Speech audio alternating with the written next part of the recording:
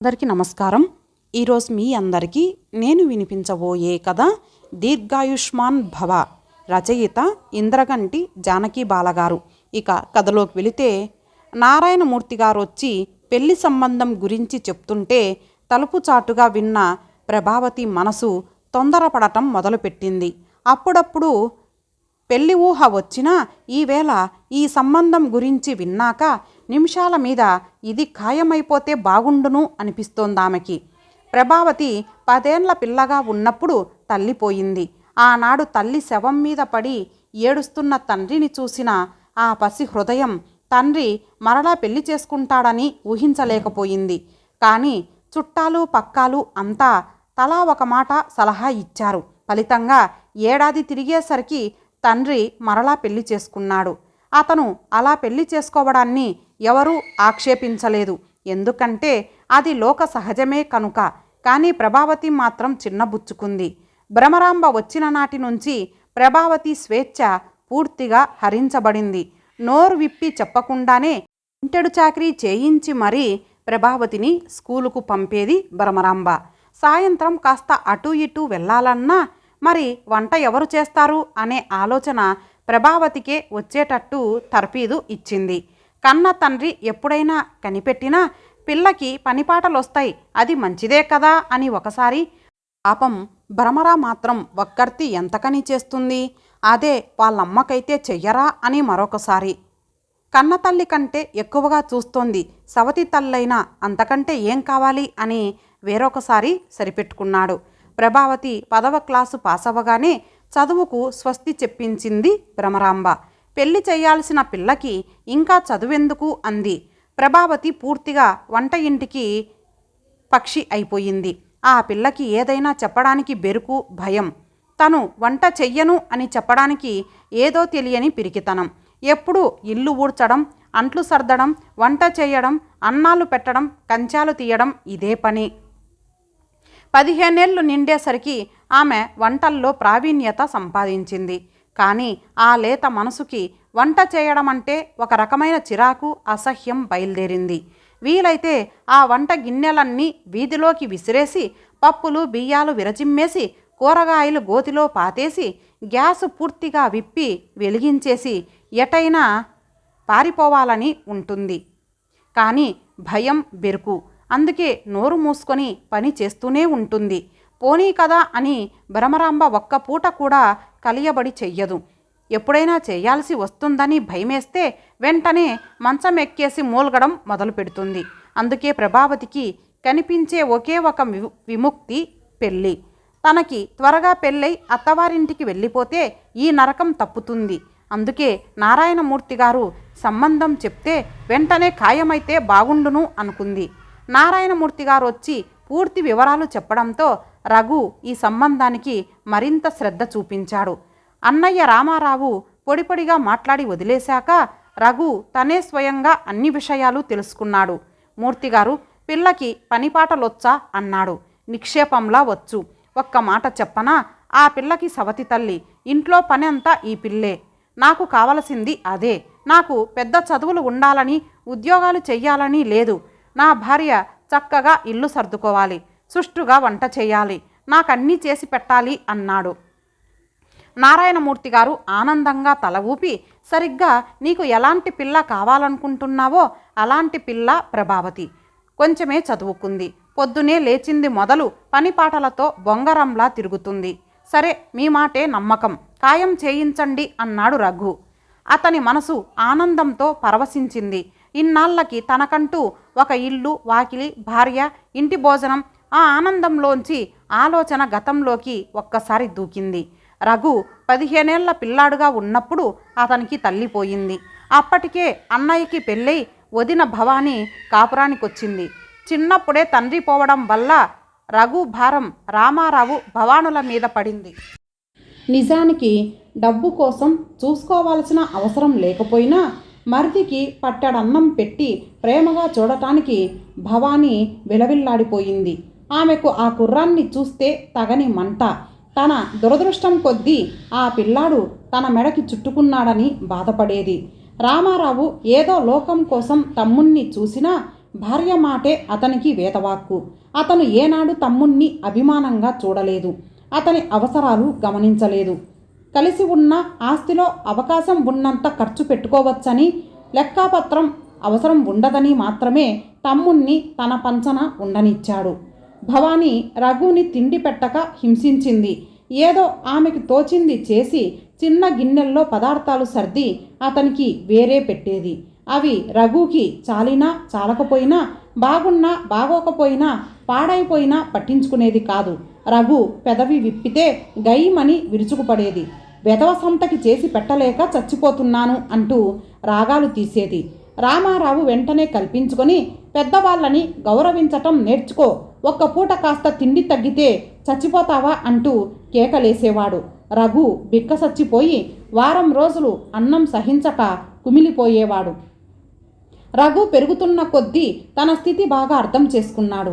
బాగా చదువుకున్నాడు. మంచి ఉద్యోగం సంపాదించుకున్నాడు. లాయరు సహాయంతో తన వాటా ఆస్తి తన వైపు తిప్పుకున్నాడు. ఊరికే లోకం దృష్టిలో తనకి అన్నా వదినా ఉన్నా తను ఒంటరివాడినని తెలుసుకున్నాడు. అందుకే పెళ్లి విషయం అన్నయ్య శ్రద్ధ వహించకపోయినా తనే మాట్లాడుకున్నాడు. రఘు చిన్న వయసులో దెబ్బతిన్నాడు. అందుకని అతనికి రుచిగల భోజనం అంటే పిచ్చి. అతను దేనికి ఇవ్వనంత ప్రాముఖ్యం భోజనానికి ఇస్తాడు. అతనిలో తిండి కోరికలు, రుచులు రోజు రోజుకి పెరిగిపోతున్నాయి.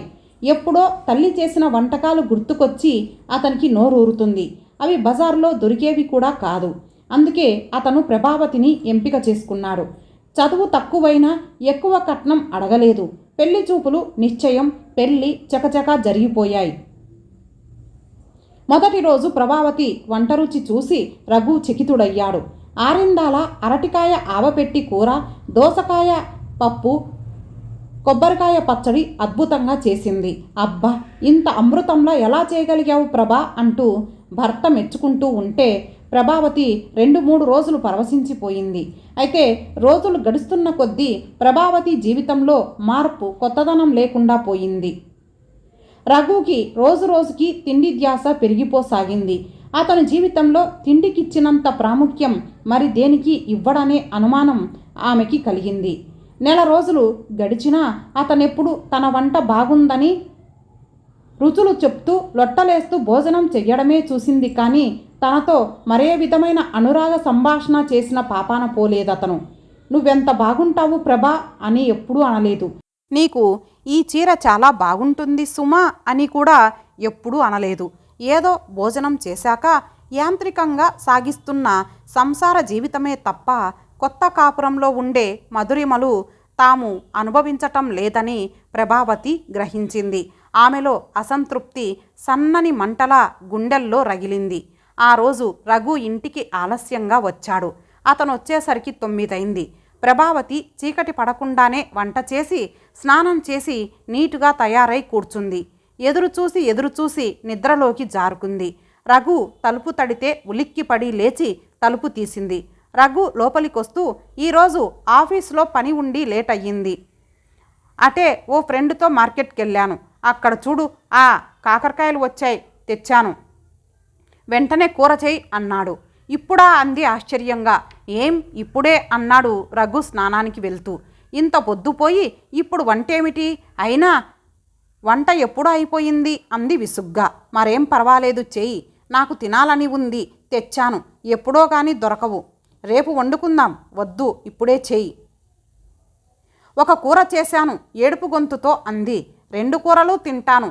చూడు, ఇంతసేపు వాదించే కంటే పని మొదలు పెడితే సగం పని అయ్యేది అంటూ బాత్రూంలోకి వెళ్ళిపోయాడు. ప్రభావతి మూతి ముడుచుకొని కూర చేసింది.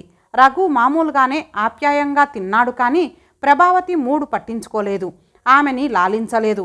కాస్త కోపం ప్రదర్శించిన ఆమెకి భర్త తిరస్కారమే మిగిలింది. సుష్టుగా భోంచేసి గుర్రు పెట్టి నిద్రపోయాడు. ఆమె అవమానంతో దుఃఖపడిపోయింది. 1 రోజుల వివాహ జీవితంలో 2 సినిమాలకెళ్ళారు. దానికి ముందు ఎంతో ప్రిపేర్ అయి వంట పూర్తి చేసి మళ్ళీ రాత్రి వచ్చాక వడియాలవి, అప్పడాలని, అవి ఇవి అంటూ అడిగినవన్నీ చేస్తే అతను సంతృప్తి పడ్డాడు. ఒకసారి ధైర్యం చేసి ఈవేళ సాయంత్రం హోటల్లో భోంచేద్దాం అంది. ఆ ఊహని అతను మొగ్గలోనే తుంచేశాడు. ఛ, హోటల్లోనా? నాకు పరమ అసహ్యం. హాయిగా ఇంట్లో వండుకొని తినక హోటల్ ఎందుకు, డబ్బు దండగకి, ఆరోగ్యం చెడటానికి అని మామూలుగా వంట చేయించాడు. ఆ క్షణంలో ప్రభావతి పెనం మీద నుంచి పొయ్యిలో పడినట్లు అనుభూతి పొందింది. రోజు రోజుకి ప్రభావతి బతుకు దుర్భరంగా ఫీల్ అవ్వడం మొదలుపెట్టింది. ఏదైనా ఊహలోనే ఉంటుంది. మనసు ఉల్లాసంగా ఉత్సాహంగా ఉంటే చేసే ప్రతి పని సులువుగా ఉంటుంది.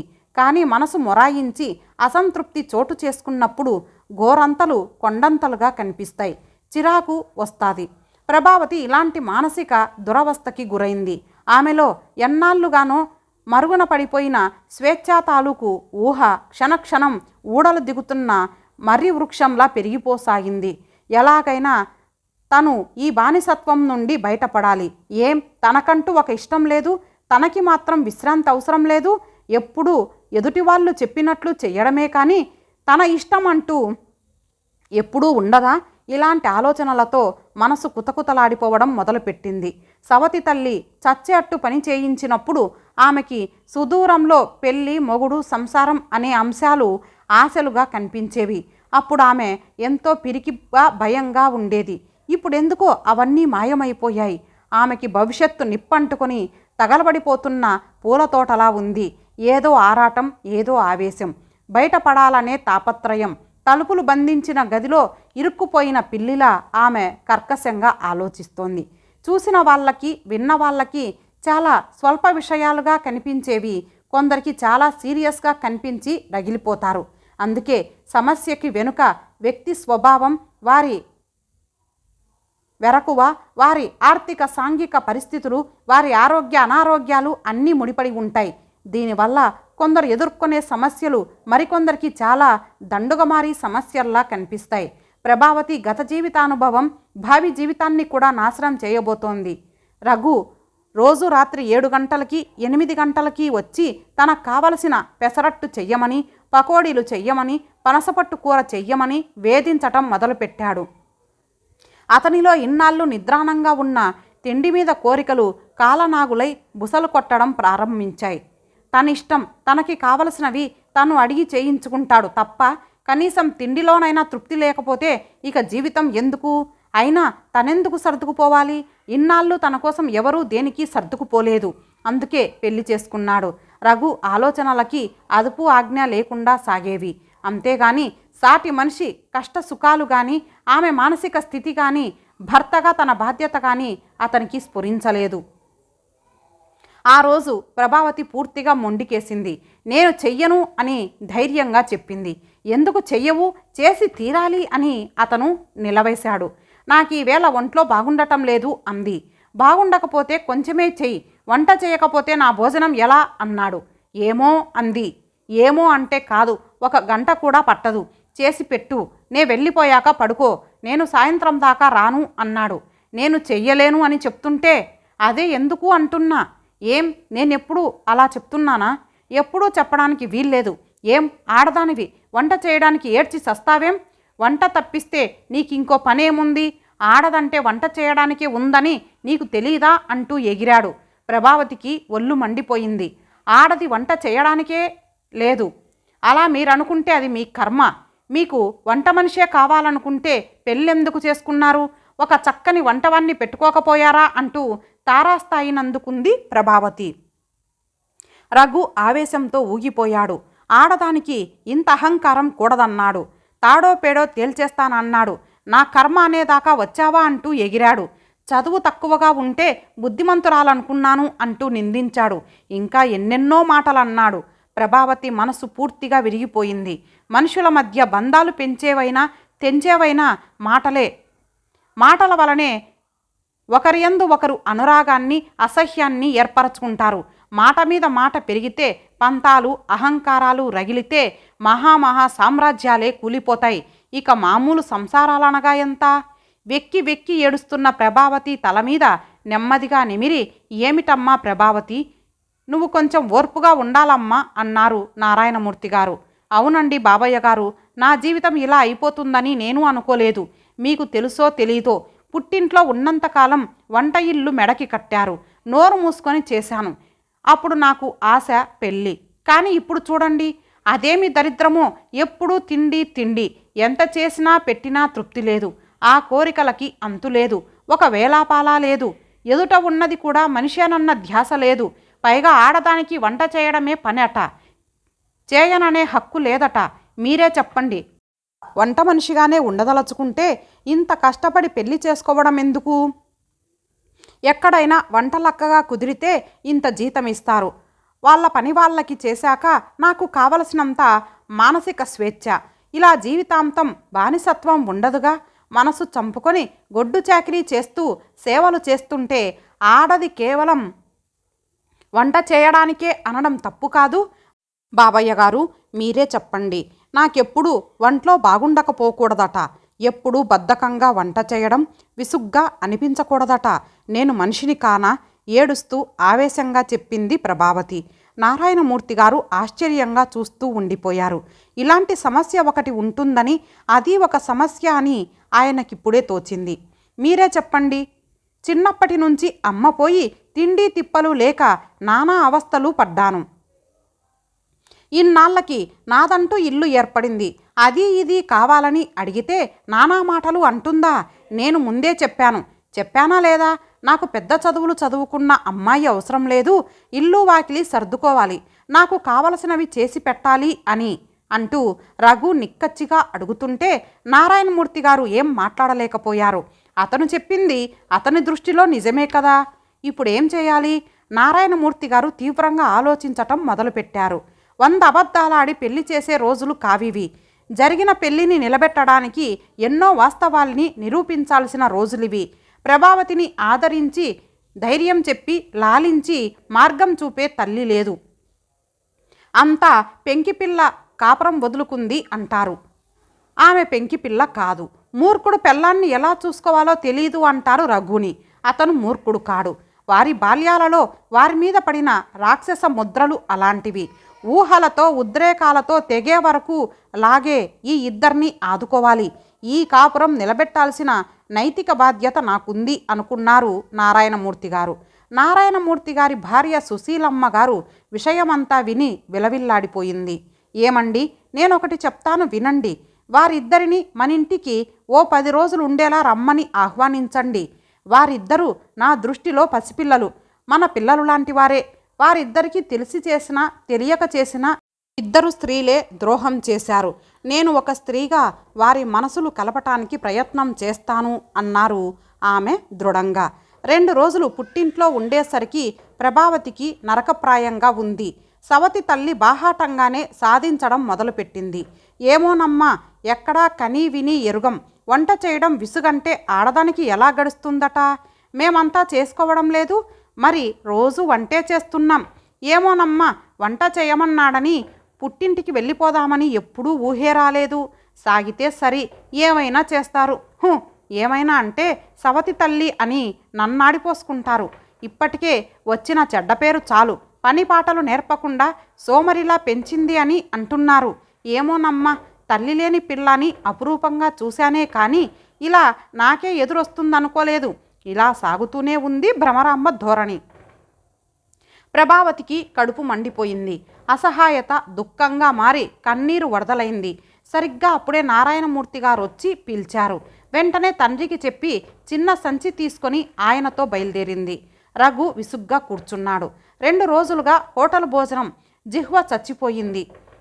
పెళ్ళైన 2 నెలలైనా కాకుండానే ఇలా జరిగిందేమిటా అని బాధగా ఉన్న సమయంలో వదిన భవానీ పరిగెట్టుకొచ్చింది.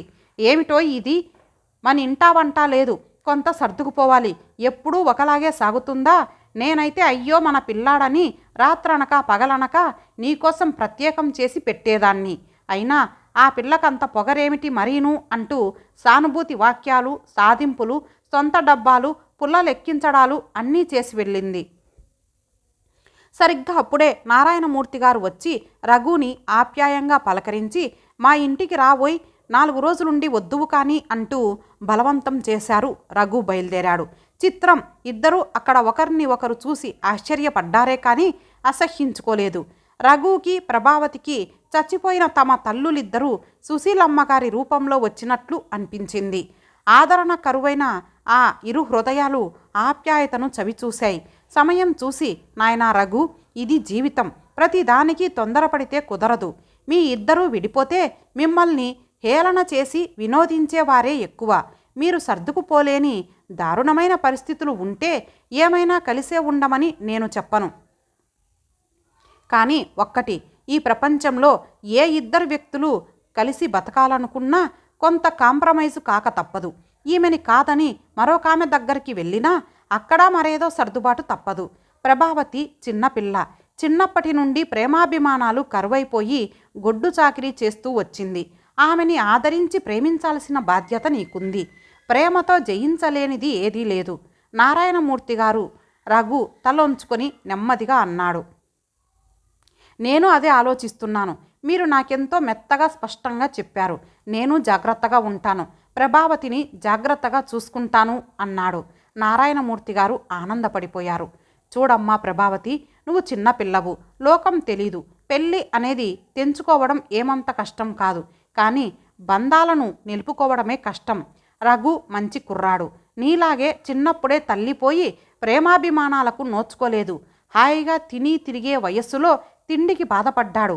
వదిన గయ్యాలి. అందువల్ల కొంచెం తొందరపడి నిన్ను ఇబ్బంది పెట్టినా, నోటి రుచి కోసం అవి ఇవి అడిగినా నువ్వు సర్దుకోవాలి. అతన్ని ప్రేమించి అతనితో జీవించటం నీ ధర్మం. భర్తే దైవమని, వాడు ఎంత దుర్మార్గుడైనా వాడి పాదసేవే చెయ్యాలని నేనెప్పుడూ అనను. అది చాలా తప్పుడు భావన. కానీ స్త్రీ పురుషులు ఇద్దరూ ఒకరితో ఒకరు కలిసి బతకాలనుకుంటే ఎంతో కొంత ఓర్పు సహనం కావాలి. ఇద్దరికీ కూడా. అతన్ని కాదని మరొకరి దగ్గరికి చేరినా అక్కడ కూడా ఏవో లోటుపాట్లు ఉంటాయి. సర్దుకోక తప్పదు. సుశీలమ్మ గారు ఊపిరి పీల్చుకున్నారు. ప్రభావతి తలొంచుకుంది. నెమ్మదిగా అంది. పిన్నిగారు, నిజమే మీరు చెప్పింది. నేను అర్థం చేసుకున్నాను. ఆ సమయంలో చిరాకేసి అలా అన్నాను. 2 రోజులుగా బాధగానే ఉంది. మీ ఇంటికి పిలవడం వల్ల కాస్త మనశ్శాంతి లభించింది. నేను జాగ్రత్తగా సర్దుకుంటాను. మా అమ్మే మీ రూపంలో వచ్చి నాకు చెప్పిందనుకుంటాను అంది. సుశీలమ్మగారు మనసు ఆనందంతో పరవశించిపోయింది. 3 రోజులు సుశీలమ్మగారు కమ్మగా వండి నూతన వధూవరులిద్దరికీ వడ్డించింది. కారణాలు చిన్నవి, కలతలు చిన్నవి. దుడుకు వయసు. పిల్లలకి మనసు తిప్పుకునే అవకాశం ఉండాలి. ఆదరణ ఉండాలి. భార్య మీద భర్తకి, భర్త మీద భార్యకి కొండేలు చెప్పని సంస్కారవంతులైన వారి సాంగత్యం ఉండాలి. అప్పుడు ఎన్నో కూలిపోయే సంసారాలు నిలబడతాయి. ఆ రోజు కనుచీకటి పడే వేళ ప్రభావతి భర్తతో ఎప్పుడెళ్దాం మనింటికి అంది. నీ ఇష్టం అన్నాడు మెరిసే కళ్ళతో రఘు. రేపు ఉదయం వెళ్దామా అంది ప్రభావతి స్నేహంగా. రఘు, ప్రభావతి తమ కాళ్ళకి మొక్కుతుంటే ఆ దొడ్డ మనసు పెద్దవాళ్ళు దీర్ఘాయుష్మాన్ భవ అన్నారు. వారిద్దరూ మాత్రం దేశానికి నారాయణమూర్తి గారు, సుశీలమ్మ గారి లాంటి వారు ఏ ఇద్దరు ఉన్నా చాలు అనుకున్నారు మనసులో. ఇంతటితో ఈ కథ సమాప్తం. మరలా మరొక మంచి కథతో కలుద్దాం. అంతవరకు సెలవు. నమస్తే.